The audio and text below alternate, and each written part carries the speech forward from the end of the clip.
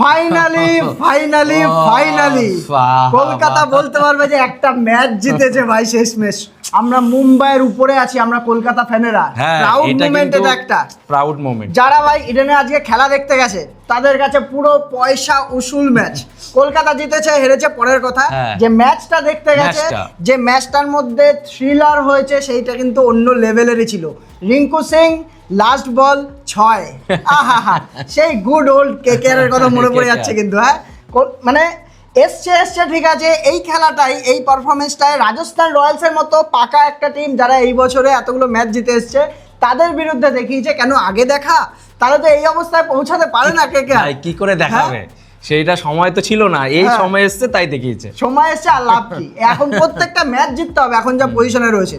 তবে ইডেন গার্ডেন্সের পয়সা উসুল, এটা তো বললামই। কেকেআর কিন্তু 2 পয়েন্ট আর 1 পয়েন্ট 3 পয়েন্ট পেয়ে কিন্তু মুম্বাইয়ের উপরে চলে গেছে, এবং রাজস্থান রয়্যালস কিন্তু পরপর 2টো ম্যাচ হেরে গেল এখানে।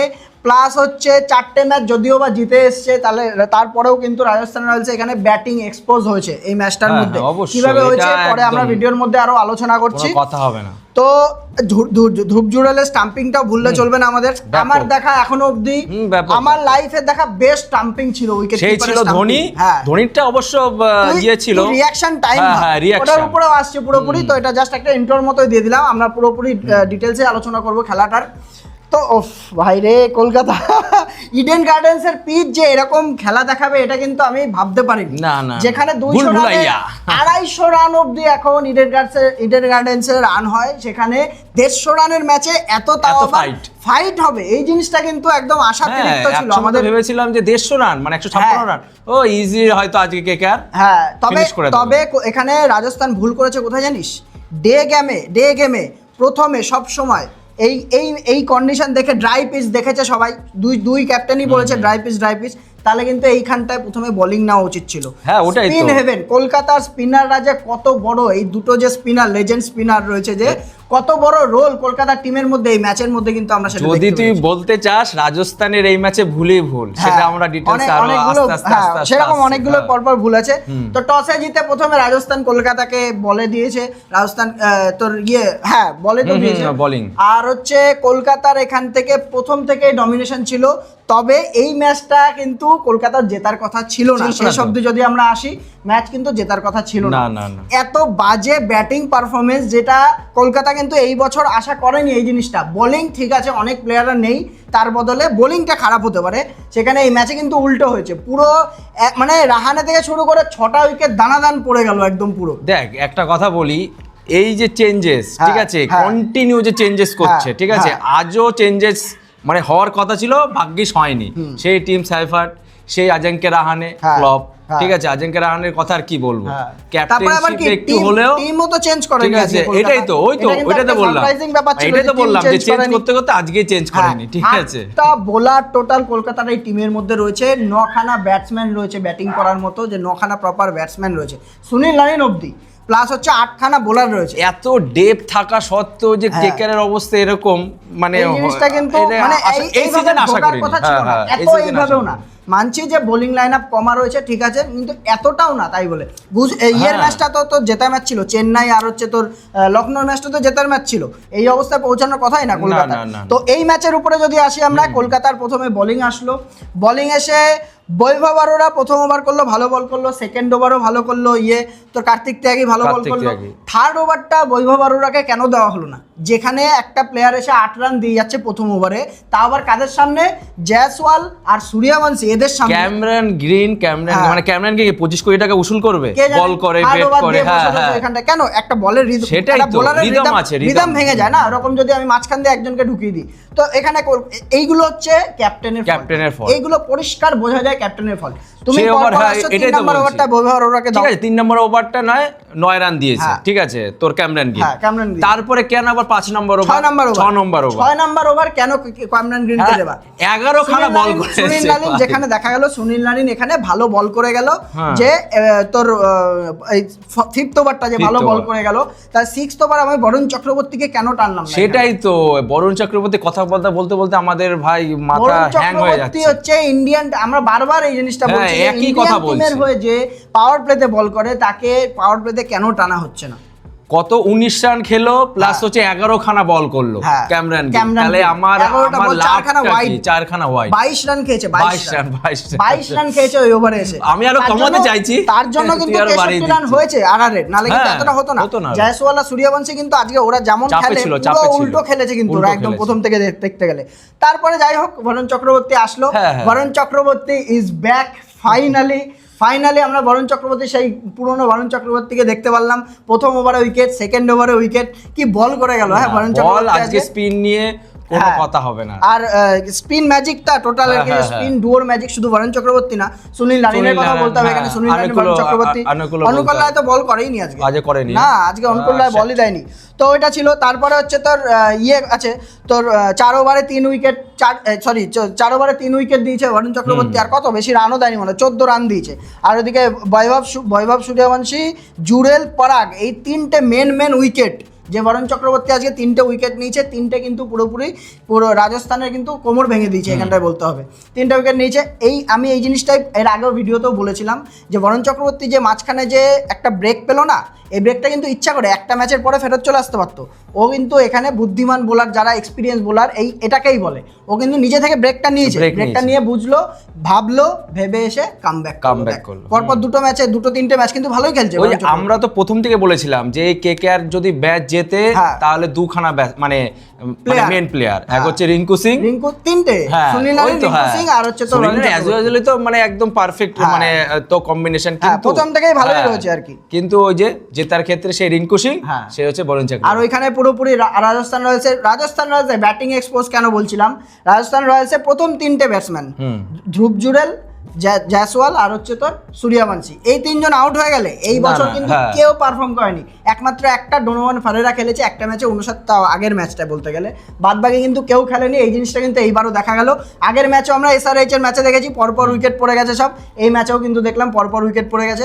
কার্তিক ত্যাগের কথা বলতে চাই আমি, কার্তিক ত্যাগী কিন্তু কিছু না হলেও দেখ 8খানা উইকেট তুলে ফেলেছে অলরেডি, কিছু না হলেও এই ম্যাচেও 4 ওভারে 22 রান দিয়ে 3টে উইকেট তুলেছে, 1 ওভারে 3টে উইকেট। কোন সময়টা তুলেছে সেটাও দেখতে হবে। 18 ওভার 19 নম্বর ওভারে এসে যেই জায়গাটায় হেটমায়ার কিন্তু ফর্মে মানে তোর স্ট্রাইকে ছিল, হেটমায়ার কিন্তু ওখান থেকে আরো রান করে দিতে পারতো, আরো 20 রান করে আরামসে করে দিতে পারতো।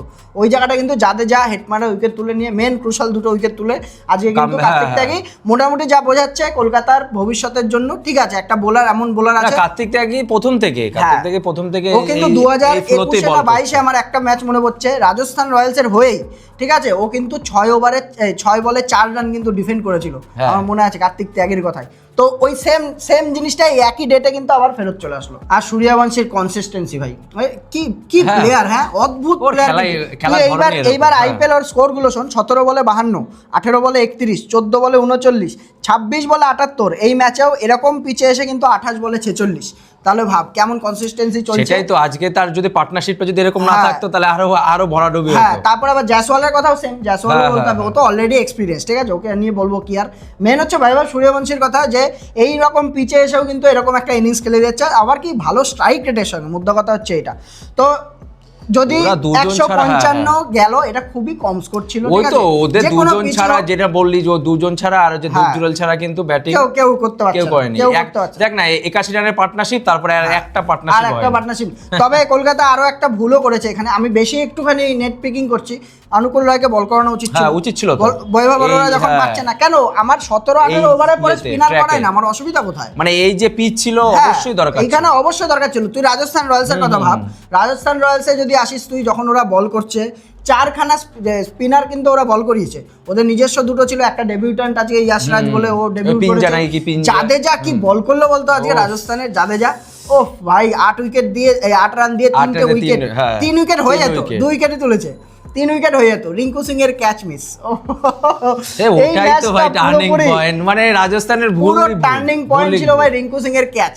ইজি ক্যাচ, 8 রানে না 9 রানে, 8 রানে নান্দের বার্গার ইজি ক্যাচ মিস করে গেছে। আর ম্যাচ না সেটা ভালোর জন্য, কেকেআর যারা ফ্যান আছে বা যারা দর্শক আছে, এটুকু লাখ দরকার হয় ভাই একটা ম্যাচ জিততে গেলে। তাছাড়াও কিন্তু দেখ তোর রিয়ান পারাগের কিন্তু ভুল আছে। হ্যাঁ, কেন বলছি, যা 3 ওভার ক্রুশাল ওভার ছিল, 8 রান দিয়েছিল, তাহলে কেন বল করায়নি? ওকে বল করায়নি, যেখানে তোর জোফরা আর্চার, জানি আমরা এখানে ডেথ ওভারে চলে না, তো সেইখানটায় জোফরা আর্চার যে প্রথম বলে এসে প্রথম বলে উইকেট, এই আইপিএল এ 3 বার এই কারনামা করে দেখালো কিন্তু জাফর আর্চার। প্রথম বলেই আজিঙ্কে রাহানেকে নিয়ে নিল, ওকে বল করিয়ে দে, ওকে বল করিয়ে দে, তারপর নন্দে বার্গারকে 2 ওভার করায়নি, লাস্টে যে ব্রিজেশকে দিয়ে লাস্টে ওভার করাচ্ছে। কেন নন্দে বার্গার তো সেটা কোথায় ব্রিজেশ যে এই সারা সিজনে বলই করেনি, আজকে যাও বল মানে ইয়েতে ছিল, প্লেইং 11-এ ছিল, লাস্টের ওভার মানে লাস্টের আগের ওভার, ঠিক আছে 17 নম্বর ওভার, আর হচ্ছে লাস্ট ওভারে তো মার খেলো, দুজনেই মার খেয়েছে। হবে না তো, ফ্লোতে থাকতে এটা মানতে হবে যে কলকাতায় যে উইকেট গুলো পড়েছে রাজস্থান রয়্যালসের, স্পিন দিয়ে কিন্তু পুরো ফাঁসিয়ে দিয়েছিল কলকাতাকে। আর আমার দরকার ছিল রাজস্থানের স্পিনই পুরোপুরি ভরসা করা, মানে বল প্রথম থেকে জাদেজা বল, ইয়াশরাজ নতুন ছেলেটা, রিয়ান পরাগ নিজে বলে আসলো, ফাঁসিয়ে দিয়েছিল পুরো একদম। যেই জায়গাটা এসে যে ভালো রানও বাকি ছিল, লাস্ট 4 ওভারে তো 50 এরকম রান বাকি ছিল, কিন্তু 4 ওভারে না 5 ওভারে 59 ছিল, 5 ওভারে 59, হ্যাঁ এরকম, তারপরে 4 ওভারে 40, ওই ওভারটা 20 রান হয়েছে, 19 রান হয়েছে টোটাল। তো কলকাতার ব্যাটিং এ যদি আসি আমরা, কলকাতার ব্যাটিং এ আর কি বলবো, আজিঙ্কে রাহানে যতভাবে ভুল প্রুফ করা যায় নিজেকে, না ব্যাটিং এ না ক্যাপ্টেন্সিতে, একমাত্র একটা ক্যাচ, ওর কন্ট্রিবিউশন কি আজকের ম্যাচের মধ্যে, সেটা হচ্ছে একটা ক্যাচ। বোলিং যদি আজকে 156 রান যদি গুটিয়ে দিত, তাহলে এখানে ক্যাপ্টেনশিপের আবারও প্রশ্ন উঠতো, প্রশ্ন তো উঠছেই, ঠিক আছে প্রশ্ন তো উঠছেই, কিন্তু এই ম্যাচ কিন্তু জেতার ছিল না। আর ক্যামেরন গ্রিন ভালো খেলছিল, কিন্তু এই গ্রিনের উইকেটটা পুরোপুরি রবি বিষ্ণয় বল করলেও, ঠিক আছে মানছি যে এগিয়ে এসেছিল, ও লেগ তোর আউট অফ ইয়েতে বল দিয়েছে, ওয়াইড বল করেছে, কিন্তু পুরোপুরি উইকেটটা কিন্তু ডেডিকেটেড টু ধ্রুব জুরেল। এরকম স্টাম্পিং কিন্তু আমি দেখি না, এত ফুর্তিলা, ঠিক আছে এত অ্যাওয়ারনেস, গেম অ্যাওয়ারনেস রয়েছে, ব্যাপক উইকেট কিপিং করেছে, এটা ধ্রুব জুরেলের কথা, এটা কুডোস টু ধ্রুব জুরেল, ঠিক আছে অবশ্যই। আর ওদিকে রবম্যান পাওয়াল, আমি এখনো অবধি বলবো এই কথাটা যে 5 নম্বরে রিঙ্কু সিং এর স্পট, কেন রবম্যান পাওয়ালকে নামানো হচ্ছে, ওটাই তো এই অবস্থায় পৌঁছানো উচিত না কলকাতা, 150 রানের টার্গেট চেজ করতে গিয়ে এই অবস্থায় পৌঁছানো উচিত না। অনেক কষ্টে জিতেছে, অনেক পরিষ্কারভাবে 5 নম্বরে রিঙ্কু সিং কে নেওয়া, 6 নম্বরে রবম্যান পাওয়াল, যে তোমার ব্যাটিং জেত আছে, যে যেখানে খেলে, ও তো দেশের হয়ে এরকম ফিনিশিং করতেই আসে, তাহলে ওইখানটাই খেলাও আমার ইয়েতে।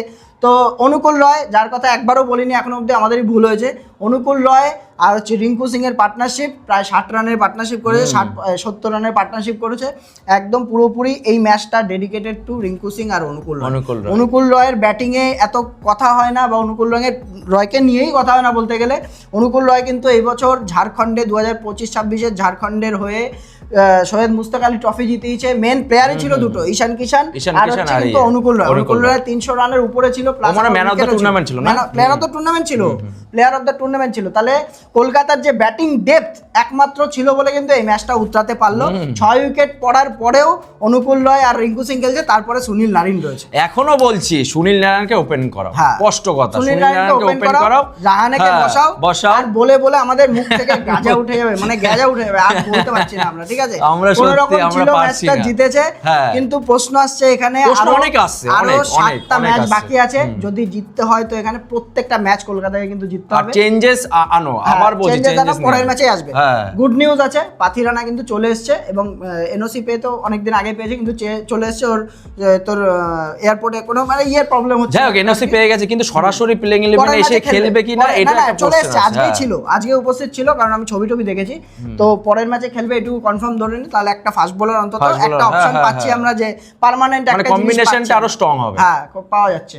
তো যাই হোক এরকম আর এই কটা ম্যাচ বাকি আছে, দেখা যাক কি হয় না হয়।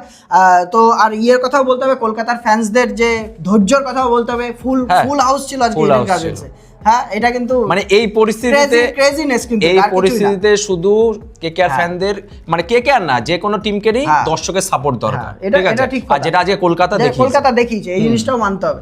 আর আরেকটা জিনিস যেটা ইম্পর্টেন্ট জিনিস, সেটা হচ্ছে জিতুক হারুক, জিতলে হারলে তো চান্স নেই, জেতার সাথে সাথে কিন্তু রান রেটও মেনটেন করতে হবে। লাস্টে গিয়ে দেখা গেল 7টা ম্যাচ জিতলো, ঠিক আছে, আজকে কোনো রান রেটের কোনো 7টা ম্যাচ আর 1 পয়েন্ট, মানে 15 পয়েন্ট হলো, 16 পয়েন্ট হলে কনফার্ম ধরে নিচ্ছে আমি, তাও এখন 18তে কনফার্ম দেয়, ঠিক আছে 16তে, কিন্তু 15তেও ওঠার চান্স থাকে যদি রান রেট ঠিকঠাক রাখে। আমরা অনেক আগে ক্যালকুলেশন করে ফেলছি করছে ঠিকই, কিন্তু ওই যে একদম তো হবে না। রান রেট আমার এখন থেকে যদি আমি মাথায় না রাখি যে আমি রান রেট মেইনটেইন করব, তাহলে কিন্তু পরে গিয়ে সম্ভব নয়। ওটাই তো কলকাতা ফ্যান বলে কথা থেকে আমরা ক্যালকুলেশনটা করে ফেলছি, কত দূর যেতে পারে না যেতে পারে।